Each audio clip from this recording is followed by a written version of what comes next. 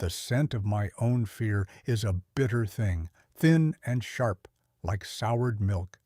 It clings to the back of my throat, a constant reminder of my place. Here, in the Blackwood Pack, I am less than nothing. I am the wolfless omega, the stray scrap left over after the feast, the silence in a chorus of howls. My own scent is a whisper of rain and dust, easily lost beneath the richer, more vital smells of my packmates, pine and musk, earth and blood. They are alive. I simply exist. Tonight, the great hall hums with a tension that has nothing to do with me, and yet I feel it coiling in my belly like a cold snake. Alpha Kale stands on the dais, his presence a physical weight in the room. He is all power and dominance, his scent of damp soil and raw ambition so thick it is difficult to breathe. He called this gathering an hour ago, his command echoing through the territory, a summons no one could ignore. We stand packed shoulder to shoulder, the heat of so many bodies oppressive. The pack is an ocean of shifting power, and I am a single, unwanted drop of water. My wolf should be stirring within me, answering the call of her alpha, but there is only a hollow ache where she ought to be. I am a vessel with a crucial piece missing. This flaw, this emptiness, has defined every moment of my life. It is why I am always last to eat, why my sleeping palate is in the coldest corner of the communal den, why no one ever meets my eyes. To be wolfless is to be a ghost among your own kind. Alpha Kale raises a hand, and the low murmur of the crowd dies instantly. His gaze sweeps over us, sharp and assessing. As you know, his voice booms, a low growl that vibrates in my bones. The lands of the north are failing. The rotting king, Theron, sits on his throne of decay, his kingdom crumbling around him. His curse weakens us all. The elders of the great packs have consulted. The whispers of the old magic have been heard. A shiver of genuine dread, colder than my usual fear, trickles down my spine. The rotting king is a nightmare told to frighten pups, a powerful alpha king cursed by shadow magic decades ago, left to slowly decay while still alive. His lands are said to be barren, the air thick with the stench of his affliction. The magic demands a sacrifice, Kale continues, his words dropping like stones into the silence. A life given to appease the curse, to give the king a chance at healing and to restore balance to our lands. A life from a pack strong enough to bear the cost. He pauses, letting the weight of his announcement settle. A life. The word hangs in the air, ripe with menace. Whose life? I scan the faces around me, seeing a mixture of fear and grim acceptance. No one wants to be the one to pay the price. Then, Alpha Kale's eyes land on me. For the first time in years, he looks directly at me, and the world narrows to the space between us. There is no pity in his gaze, only cold, hard calculation. A predator that has found its prey. The pack follows his line of sight, and hundreds of pairs of eyes turn to pin me in place. The collective weight of their attention is a physical blow. I feel naked, exposed, my heart hammering against my ribs like a trapped bird. No, a silent scream echoes in the empty space inside me. Not me. We will make this sacrifice, Kale declares, his voice ringing with false nobility. We will give a life that is unburdened, a life without a beast to mourn its passing. The insult is as sharp as a blade, sliding between my ribs. He is not just choosing me. He is reminding everyone of my worthlessness, framing my death as a convenience. Ilara, he says, and my name from his lips is a condemnation. You will be our offering. It is a great honor. The scent of my fear curdles into something acrid and choking. The pack around me shifts, a collective sigh of relief that I am the chosen one, not them. Their relief is a wall that separates me from them completely. They are the pack. I am the offering.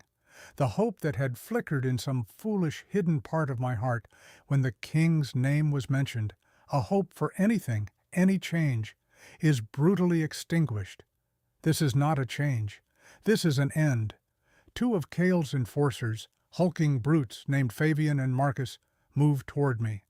Their scents, sweat, and aggression roll off them in waves. I take an involuntary step back, my bare feet cold against the stone floor. There is nowhere to run. The pack is a living cage, their bodies a barrier of muscle and fur. Fabian's hand clamps down on my arm, his grip like iron. The touch is rough, impersonal. I am no longer a person to them, just an object to be delivered. They drag me from the hall. No one speaks. No one says goodbye. My pack, the only family I have ever known, watches me go with cold indifference. Their silence is the cruelest wound of all. It tells me that my existence was so meaningless that my absence will not even create a ripple. As they pull me out into the cold night air, the sounds of the hall fade behind me, leaving me with only the whistle of the wind and the frantic, useless beating of my own heart. I am being taken to die, and my only mourner will be myself. The journey to the northern kingdom is a blur of gray days and colder nights. Fabian and Marcus speak little, treating me like livestock. They give me scraps of food and sips of water, just enough to keep me alive for the final act. I am a sacrifice. I must be living upon arrival. I retreat into myself, into the quiet, hollow space where my wolf should be. In that emptiness, I find a strange sort of peace. When you have nothing left to lose. My life was a slow, quiet death. This will simply be a faster one. We cross the border into King Theron's lands, and the world changes. The air grows thin and sharp, carrying a scent I have never encountered before. It is the smell of decay, not the rich scent of a forest floor, but a sterile, pervasive rot. It smells of sickness and despair, of old stone and dying trees.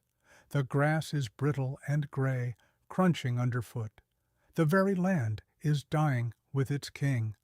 The castle looms from the perpetual twilight of the north, a jagged silhouette against a bruised sky. It is a fortress of black stone, imposing and lifeless. There are no banners, no guards on the walls. It looks like a tomb.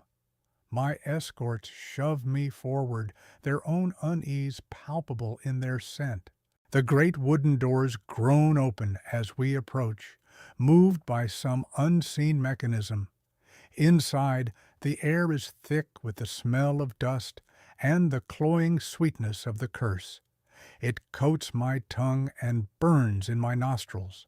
We walk through empty halls, our footsteps echoing in the oppressive silence. There are no servants, no courtiers. The castle is a husk, inhabited only by its dying master. Fabian and Marcus stop before a set of ornate, iron-bound doors. "This is the throne room," Fabian growls, his voice tight. He undoes the ropes on my wrists. "He is waiting?" He shoves me toward the doors, and I stumble forward. The doors swing shut behind me with a deafening boom, the sound of a vault being sealed. I am alone. I stand in a vast cavernous chamber, lit only by a few sputtering torches that cast long, dancing shadows. The cold of the stone floor seeps into the soles of my feet. At the far end of the room, on a throne carved from what looks like petrified wood, sits a figure. He is draped in shadows, but I can make out a shape that was once large and powerful, now stooped and broken. The scent of rot is strongest here, a suffocating miasma of sickness, ancient pain, and something else. A faint, clean note of winter frost beneath the decay. This is him, the rotting king, my executioner. I force myself to stand straight, lifting my chin. I have lived my life in fear, but I will not die that way. I will face him with the only thing I have left, the stubborn refusal to break. I take a slow, deliberate step forward, then another. As I draw closer, the details of his form become clearer, and a gasp escapes my lips. The stories did not do the horror justice. His flesh is a patchwork of gray, dying skin and raw, weeping sores. One side of his face is drawn in tight, the eye milky and blind. The curse is not just on him, it is consuming him. He is being eaten alive by his own body. He shifts on the throne, the movement slow and agonizing. A low groan, a sound of pure misery, rumbles in his chest. He raises his head, and his one good eye, a startlingly clear shade of ice blue, fixes on me. There is no malice in it, only a profound, soul-deep weariness. "Another one!" he rasps, his voice like stones grinding together. "Another lamb for the slaughter. Your Alpha is a coward, girl. They all are. They send their weakest, hoping my death will come before their own." His words are not what I expected. I thought there would be rage, a monster's fury. Instead, there is only bitter resignation. He sees me for what I am, a disposable piece in a political game. "Get it over with," he commands, his voice dropping to a whisper of exhaustion. He holds out a hand, the skin mottled and cracked. "Your life will buy my kingdom another month, maybe 2. Touch me, let the curse feed." This is it, the moment of my death. My heart feels strangely calm. I walk the last few steps until I stand before his throne. I look at his outstretched hand, at the visible decay crawling over his skin. I think of Alpha Kale's cold eyes, of my pack's silent dismissal. My life was never my own. At least my death will have a purpose, however grim. I raise my hand, my fingers trembling slightly. Inside me, in that hollow place, something stirs. A faint, unfamiliar warmth begins to build in my palm, a soft, pulsing heat. It is a sensation so alien I almost pull back, but the king's weary gaze holds me fast. I take a final, steadying breath, the stench of his curse filling my lungs, and I place my hand on his. The moment my skin meets his, the world explodes. It is not pain, not death. It is a torrent of energy, a blinding white light that erupts behind my eyes. A scream is torn from my throat, but it is not a scream of terror. It is a sound of pure, unadulterated power being unleashed. The warmth in my palm becomes a searing fire, pouring from me into him. The air crackles, the scent of ozone overwhelming the smell of rot. Through the connection, I feel his agony, decades of it, a howling storm of pain and despair. But I also feel something else. I feel his wolf, a magnificent ancient beast, chained and tormented by the curse, now roaring not in pain, but in stunned recognition. "Mate!" The word is not a thought, but a visceral shockwave that slams through me, a truth my own muted senses could never have perceived. From the haze of my pain, a scent cut through the ever-present stench of my own decay. Rain and dust, a clean, simple fragrance that had no place in this tomb of a throne room. I had watched the girl approach, another offering sent by a craven alpha hoping to buy time. She was small, thin, her bones sharp beneath a threadbare tunic. Her eyes, however, held a flicker of defiance that was new. They usually came weeping or numb with terror. She met my gaze. I felt a strange, unwelcome pang of something that might have been pity. I offered my hand, ready for the familiar, agonizing process. The curse fed on life force. When a shifter touched me, the magic would drain them dry, a ghastly process that took minutes, and the stolen energy would grant me a brief reprieve, holding the rot at bay for a few weeks. It was a vile existence, sustained by the lives of others. My wolf, the beast that had been my pride, had been screaming in my head for 20 years, a constant chorus of agony. But when her small, calloused hand touched mine, the screaming stopped. For the first time in 2 decades, there was silence in my soul. It was so profound, so sudden, that it was more shocking than the pain had been. Then came the fire. Not the cold, consuming fire of the curse, but a clean, purifying heat. It flooded my veins, chasing the chill of the rot from my bones. I looked down at our joined hands. Where her skin touched mine, the gray, dead flesh was receding. Pink, healthy skin I had not seen since I was a young man, was blooming beneath her touch.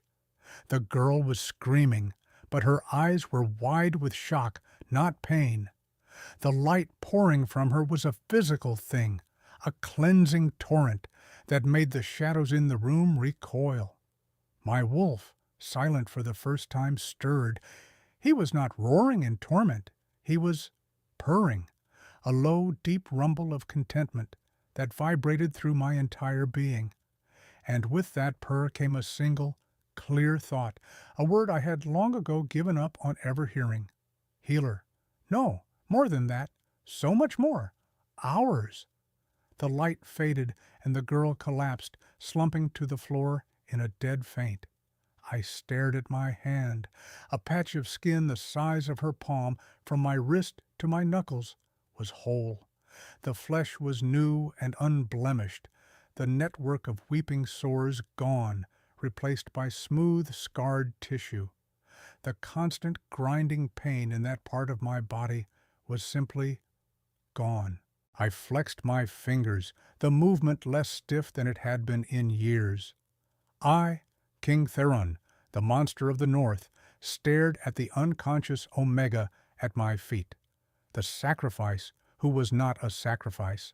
The healer sent to cure an incurable curse.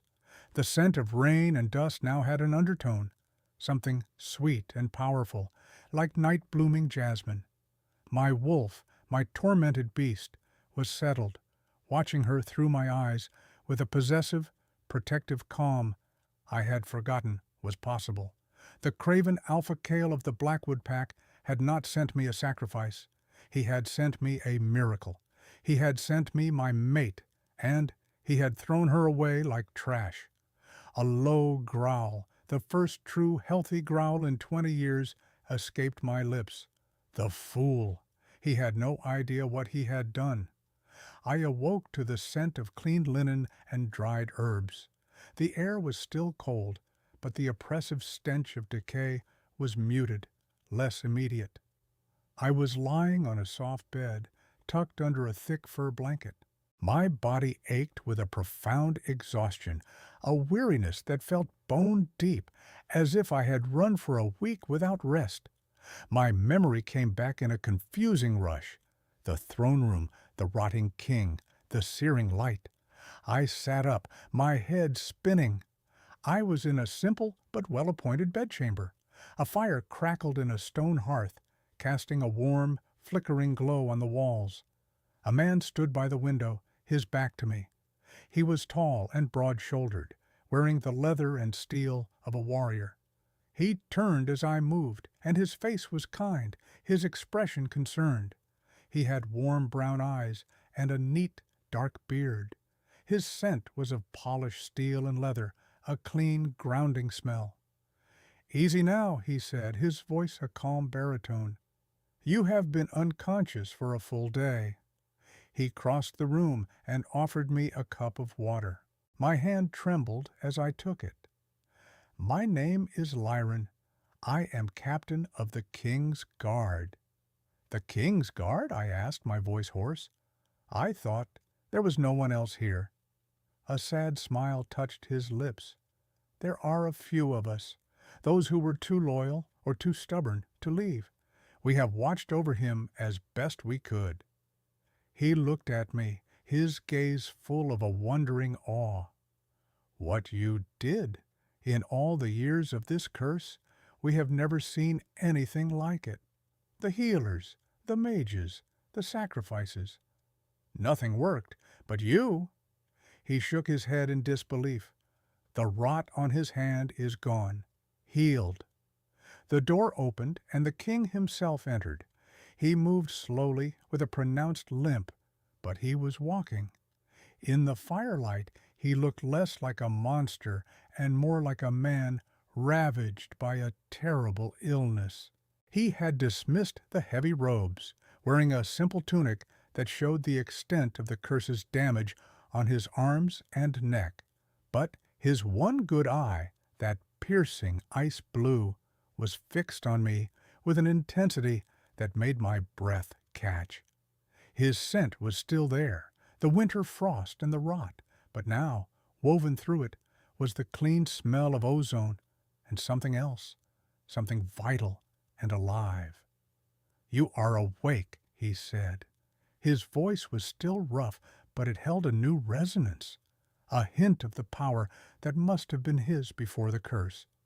He dismissed Lirin with a nod, and the captain bowed, giving me one last encouraging look before he left, closing the door behind him. We were alone.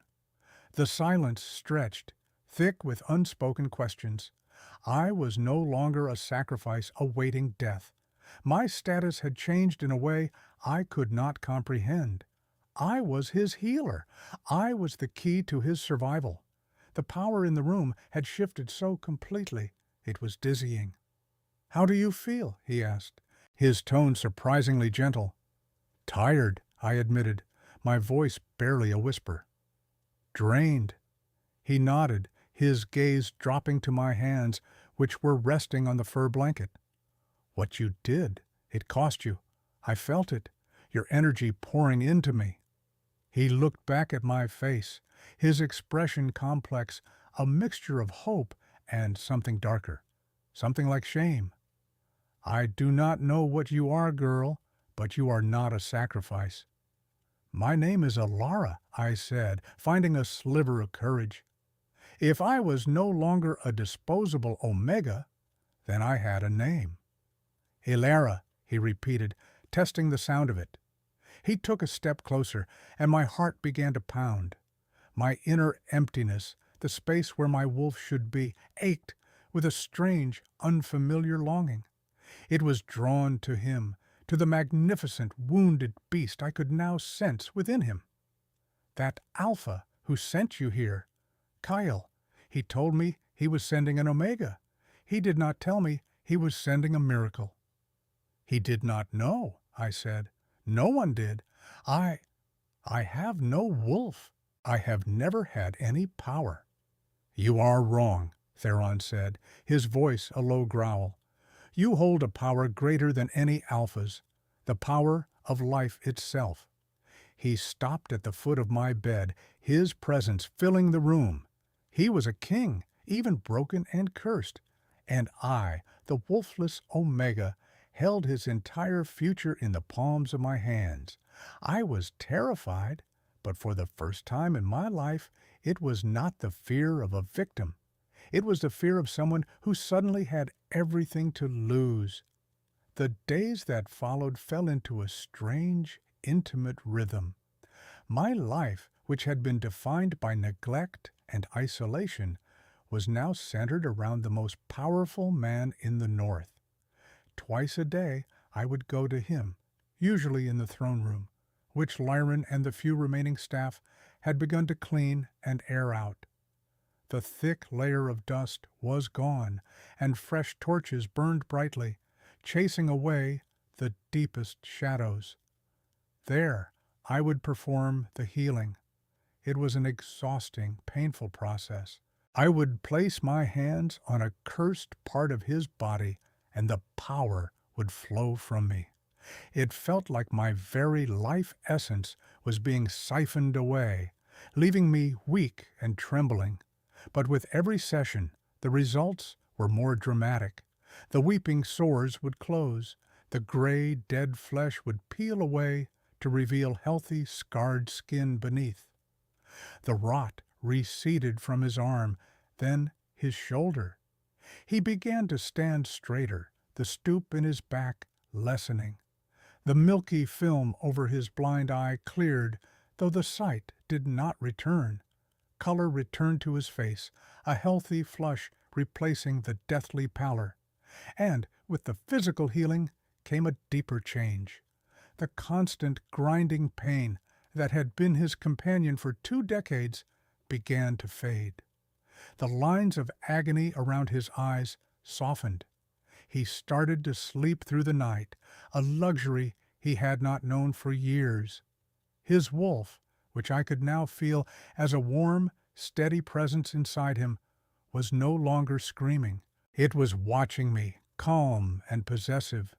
Section_Section Theron, for his part, treated me with a reverence that was utterly baffling.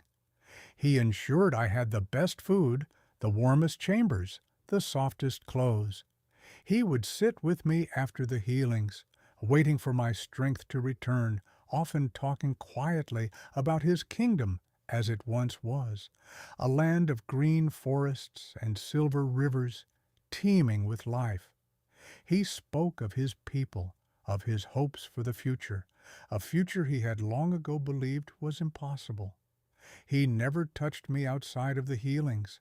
A strange, formal distance was maintained, yet the air between us was always charged with an unspoken tension. I was acutely aware of him, of his scent, which was slowly changing.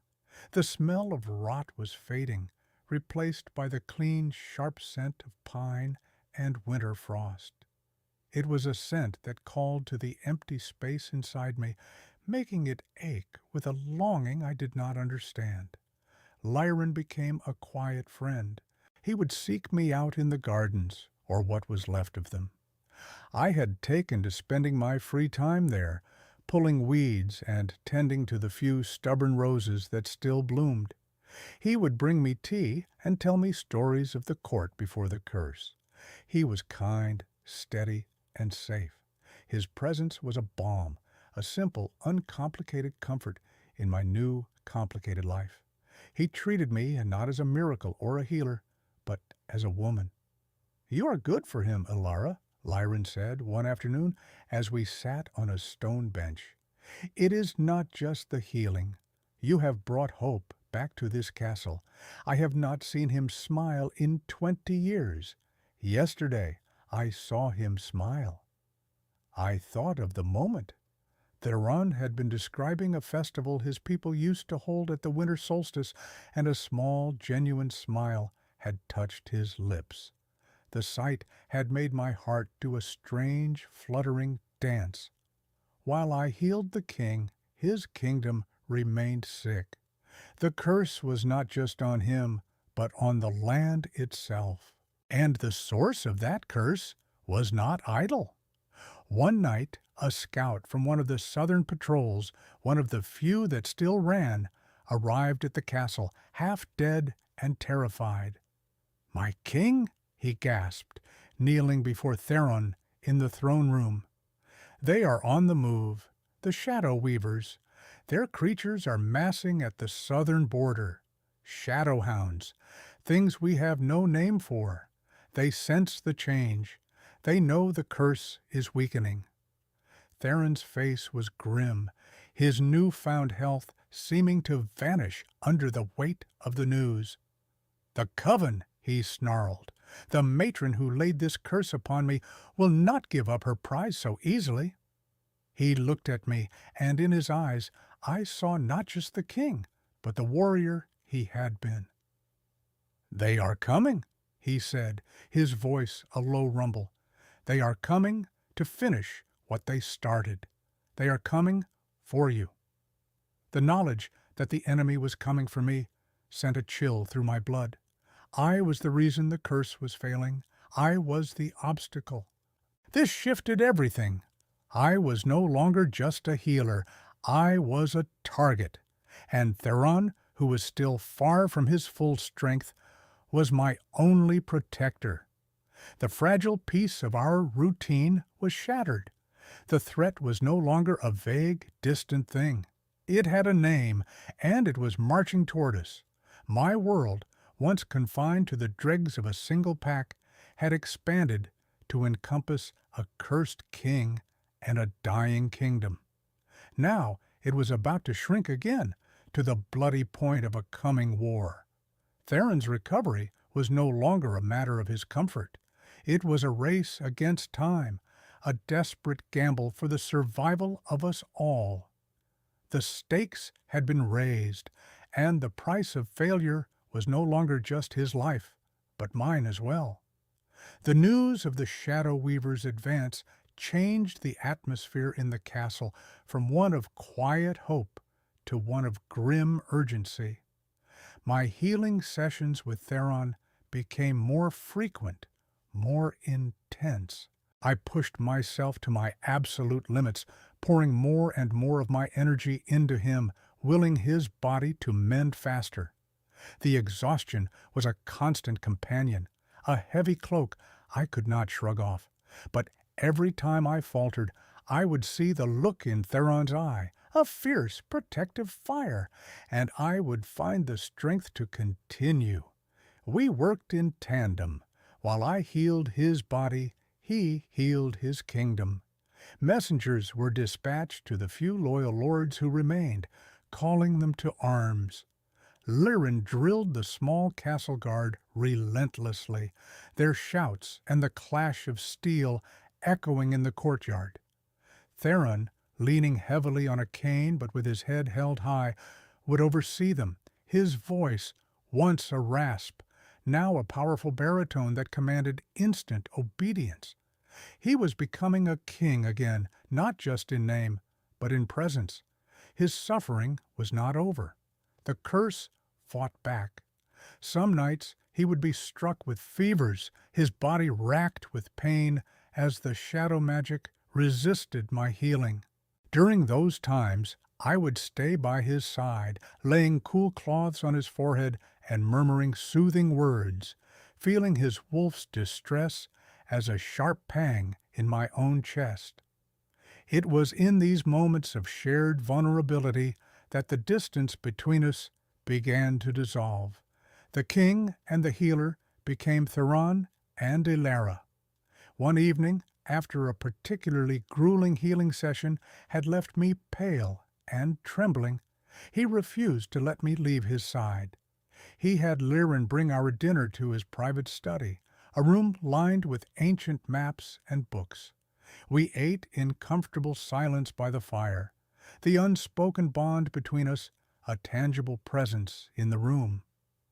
"Alpha Kale sent word 2 days ago," Theron said suddenly, his voice low. My stomach tightened at the name. I had not thought of my old Alpha, my old life, in weeks. It felt like a lifetime ago. News of my improvement has spread. He requests an audience. He wishes to offer his congratulations and renew his pledge of fealty. I stared into the fire, my hands clenched in my lap. The audacity of the man was breathtaking. He had sent me here to die, a piece of trash to be discarded, and now he wanted to reap the rewards of what he perceived as a successful gambit. "What did you tell him?" I asked, my voice tight. "I told him he could come," Theron replied. My head snapped up, my eyes wide with disbelief and a sharp sting of betrayal. He was going to let that man come here? After what he did? Theron's expression was hard, his ice-blue eye glinting in the firelight. He needs to see what he threw away. He needs to understand the true nature of his mistake. My fear was quickly replaced by a cold, hard anger. He was right. I was not the same weak, frightened girl Kale had cast out. I was the king's healer. I was the one who held the power. Let him come. Let him see me standing beside the very king he sent me to die for. Let him look me in the eye and see not a victim, but his superior. 3 weeks later, Alpha Kale arrived. The change in the kingdom was stark. The castle gates were open and guarded. The courtyard was filled with the armed men of 2 other loyal lords who had answered Theron's call. Banners bearing the crest of the northern kingdom, a snarling silver wolf against a black field, flew from the battlements. The land itself seemed greener, the air cleaner. Hope was a palpable force. The audience was held in the throne room. It had been restored to its former glory. Tapestries hung on the walls, the stone floor polished to a sheen. Theron sat on his throne, not slumped in decay, but upright and powerful. The curse was still visible in the scars that traced across one side of his face and neck, but they now looked like old battle wounds, not signs of a sickness. He wore the black and silver leathers of a warrior king. His presence was immense, an aura of pure, undiluted alpha authority.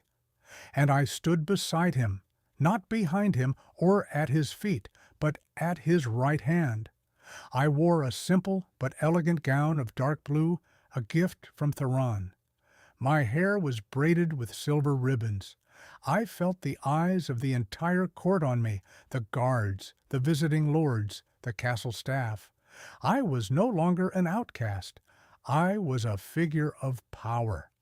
Alpha Kale was announced, and he strode into the room, his 2 enforcers, Fabian and Marcus, at his heels. He radiated the same arrogant confidence as always, his scent of damp earth and ambition filling the space. He stopped before the throne, his eyes on Theron, and bowed low. "Your Majesty," he boomed, "the Blackwood Pack rejoices at your newfound health. We are honored to have been able to provide the catalyst for your recovery." Theron was silent for a long moment, letting Kyle's words hang in the air. "Indeed, Alpha Kale," he said, his voice dangerously soft. "The catalyst you provided was most effective, more so than you could ever imagine." He gestured to me. "Allow me to introduce you. This is Lady Alara, my personal healer, and the savior of my kingdom." Kale's head came up. His eyes moved from Theron to me. I watched the sequence of emotions play across his face. First confusion, then a flicker of recognition, then utter, profound shock. His jaw went slack, his confident sense soured with disbelief. He stared at me as if he were seeing a ghost. Fabian and Marcus, behind him, looked equally stunned, their faces pale. I met his gaze and held it. I did not smile. I did not flinch. I let him see the cold, hard strength in my eyes. I let him see the woman I had become, the power I now wielded. In that moment, I felt the last vestiges of the broken Omega fall away. The power dynamic had not just been inverted, it had been shattered. He was an alpha, yes, but he was a petty provincial alpha standing before a king. And the worthless, wolfless girl he had thrown away was now standing beside that king, looking down on him from a height he could never hope to achieve. The horror dawning on his face was more satisfying than any revenge I could have ever dreamed of. "You," Kyle stammered, his composure cracking. He looked from me to Theron and back again, his mind clearly struggling to process the impossible reality before him. "But she is wolfless, an Omega. She was meant to be—" He trailed off, the word sacrifice dying on his lips as he looked at Theron's thunderous expression. "She was meant to be the death of my curse," Theron finished for him, his voice dropping to a lethal growl that sent a tremor of fear through the hall. "And so she was. You sent me a life to be consumed, and instead you delivered the one soul in this world with the power to heal me. You did not give me a sacrifice, Kael. You gave me my salvation. He rose from the throne, a towering figure of barely restrained fury, and you treated her like dirt. The raw power that rolled off Theron was suffocating. Kael and his enforcers took an involuntary step back, their alpha pride crumbling in the face of a true king's wrath. My old alpha, the man whose every glance used to make me tremble, was now the one who was afraid. I did not know, Kael pleaded, his voice thin. No, I said, speaking for the first time. My voice was calm and cold, carrying easily in the silent hall. You did not know. You did not care to know. You saw only what was convenient for you, a weak, wolfless burden to be disposed of for your own gain. I took a step forward, descending the 2 steps of the dais, so I was on his level, yet the power dynamic remained. You looked at me every day for my entire life and never once saw me. Now, you will look at me and see the woman who decides whether your pack starves this winter or thrives under the king's protection. The threat was clear, the power behind it absolute. Kael paled, understanding dawning in his eyes. He had not just made a mistake. He had committed an act of supreme foolishness that had put his entire pack at my mercy. My king, my lady, he said, dropping to one knee, his head bowed in a desperate show of submission. Forgive my ignorance. I beg for your mercy. Theron looked at me, his expression unreadable. He was leaving the decision to me. This was my justice to claim. I looked down at the man who had caused me so much pain, the man who had publicly humiliated me and sent me to my death. There was no satisfaction in his groveling, only a weary disgust. Mercy is not yours to ask for, I said quietly.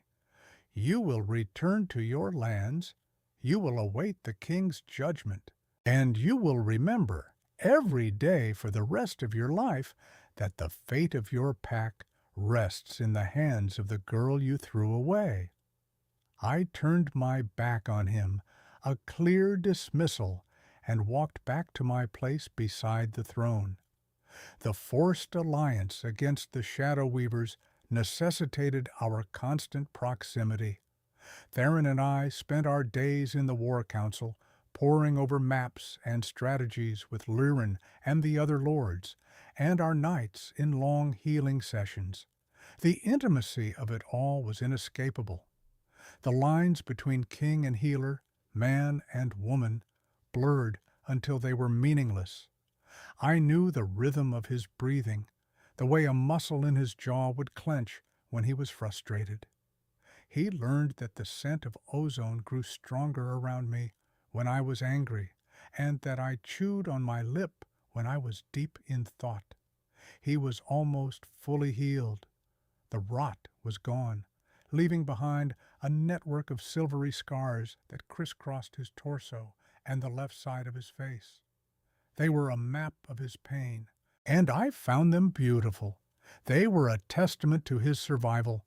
His strength had returned, his body now hard with muscle from his relentless training with Lyrin.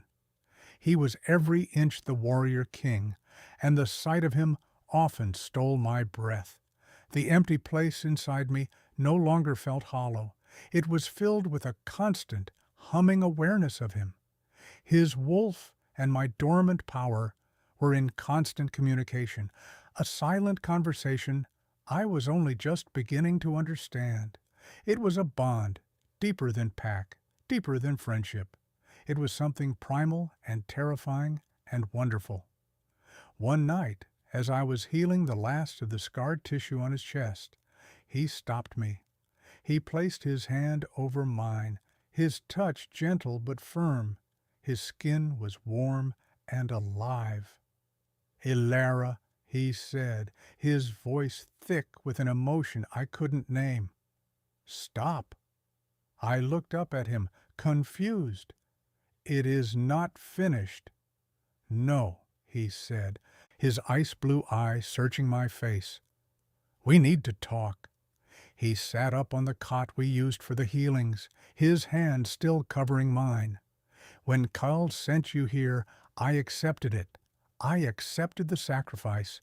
I was so lost in my own pain, so consumed by my despair, that I was willing to let an innocent life be extinguished to grant me a few more miserable weeks. His confession hung in the air between us. The shame and self-loathing rolling off him were a palpable force. This was the source of the distance he had kept between us, the reason he had never touched me outside of the healings. It was his guilt. I saw you as a means to an end, he continued, his voice raw with regret. Another life to be fed to the curse that was eating me.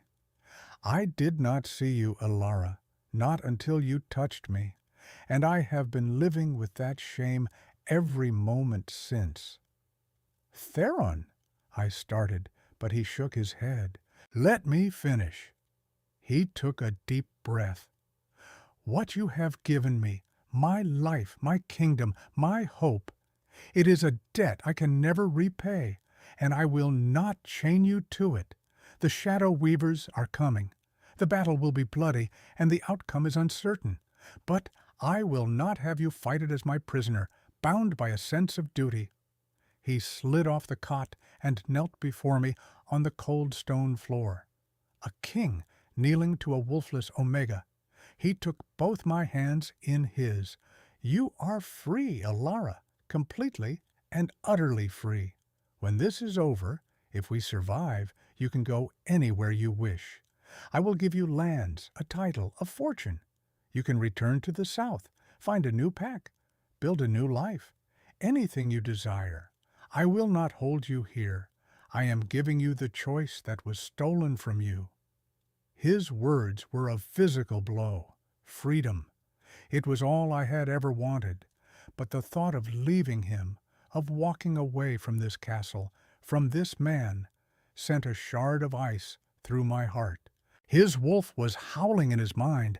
I could feel its agony at his words, at the very idea of letting me go. But he was silencing it, his will as a man, as a king, stronger than his primal instinct. He was doing this for me. He was acknowledging the crime of his initial acceptance, and this was his penance. This was his grovel. I release you from any obligation, real or imagined, he said, his voice cracking. He bowed his head, baring the scarred column of his throat in the ultimate act of submission. Your life is your own. Tears streamed down my face. He was offering me everything, even if it destroyed him. He was proving he was not the man who would take a sacrifice, but a man who would make one. Before I could answer, a horn blast, shrill and urgent, echoed from the battlements. Then another and another. Shouts erupted in the courtyard below. Lyron burst into the room, his face pale, his sword drawn. "They're here," he said, his voice grim. "The Shadow Weavers. Their army is at the gates." The final battle had begun, and Theron had just given me a choice, to fight for his world or to save myself and disappear into my own. Lyron had been watching me. I had seen it in his kind, steady gaze for weeks. As Theron and I prepared for the battle, strapping on armor and checking weapons, Lyron approached me in a quiet alcove off the armory. "Ilara," he said, his voice soft amidst the clang of steel, "I know this is not the time, but it may be the only time I have." He looked at me, his heart in his eyes. "I have come to care for you a great deal. You are the strongest, kindest woman I have ever known. When this is over, if you choose the freedom the king has offered, perhaps you would consider building your new life with me." His offer was a gentle dream, a life of peace and quiet devotion, far from curses and crowns. He was offering me the safety I had never had. A few weeks ago, I would have wept with gratitude, but now my heart was already tethered to the storm, not the harbor. Lyron, I said, touching his arm, you are a good man. You are the best of men, and you deserve someone who can give you their whole heart. I looked past him to where Theron was issuing commands, his presence a blazing fire in the chaos. But mine is no longer mine to give. Understanding, tinged with a deep sadness, dawned on his face. He nodded, his smile gentle but strained. I knew, he whispered. How could anyone compete with a king, with a bond like that? He squeezed my hand. Then go to him, be his strength. May you both survive the dawn. He bowed his head and walked away, a good man gracefully exiting a story that was never meant to be his. The battle was a nightmare of shrieking shadows and clashing steel. The Shadow Weaver's army was a horde of twisted creatures born of dark magic. They swarmed the castle walls, their claws scraping against stone. Theron was a whirlwind of destruction on the battlements, his greatsword a blur of silver, his roars of command cutting through the din. I stayed close to him, my own role uncertain. I was no warrior. But the Weaver's true target was not the castle. It was the king. From the field below, a circle of black-robed figures began a guttural chant. At their center stood a tall, imposing woman, the matron. As they chanted, the silver scars on Theron's body began to glow with a sickly black light. He cried out, stumbling to one knee, his sword clattering on the stone. The curse, dormant and beaten back, was being reawakened. "Elara, run!" he roared, his face contorted in agony. The flesh around his scars was beginning to gray and crack. The rot was returning, faster and more virulent than before. "They are using me as a conduit. Get away from me." The matron's laughter, amplified by magic, echoed across the battlefield. "You cannot save him, little healer. His body is our anchor. We will remake our masterpiece, and this time we will start with you." A bolt of pure shadow energy shot from her hand, aimed directly at me. Theron moved faster than I thought possible. With a guttural snarl, he threw himself in front of me, taking the full force of the blast in his chest. He was thrown backward, his body slamming into the stone parapet. The black energy clung to him, accelerating the curse's return. The scent of rot filled the air, stronger than ever. He was sacrificing himself, drawing their fire, giving me a chance to escape. He was proving, with his final actions, that he had changed. He would die for me, and in that moment, my choice was made. I had been given freedom, and I was choosing to throw it away. I was choosing him. I ran to his side, ignoring the shouts of Lyron and the chaos of the battle. I knelt beside him, my hands glowing with my own power. "I am not leaving you," I whispered, my voice fierce with tears. He looked up at me, his blue eye clouded with pain, but shining with a fierce, desperate love. "Elara." "You gave me a choice, Theron," I said, placing my hands on the black energy festering on his chest. "And I choose you." As I spoke the words, as I made the conscious choice to claim him, to bind my fate to his, something shattered inside me. The empty place where my wolf should have been erupted with a blinding silver light. It was not a borrowed power, not a strange gift. It was me. A wave of energy, pure and elemental, surged through me. My wolf, dormant and hidden my entire life, awoke with a howl of triumph that echoed in my soul. "Mate," she growled, a sound of pure possession and love, ours to protect, to claim. The power that flowed from my hands was no longer just healing. It was creation. It was life itself. It slammed into the shadow magic, and the darkness did not just retreat. It was annihilated, burned away by a light so pure it was painful to behold. Theron gasped as the light flooded his body, not just healing the curse, but obliterating it, purging every last trace of its taint from his soul. His scars remained, but they were now just marks on his skin, no longer conduits for dark magic. Our scents exploded, intertwining and reforming. His scent of rot was gone forever, replaced by the deep, clean aroma of a pine forest after a thunderstorm. My scent of dust and rain blossomed fully, becoming the intoxicating fragrance of night-blooming jasmine and silver moonlight. In that moment, we recognized each other completely, on a primal, cellular level. The mate bond, nascent and tentative before, now slammed into place, a bridge of solid gold between our souls. Theron surged to his feet, his body thrumming with renewed vigor and the raw power of a completed bond. He looked at me, his eyes wide with awe, and then he looked at the battlefield. His wolf and mine were now one, a united front.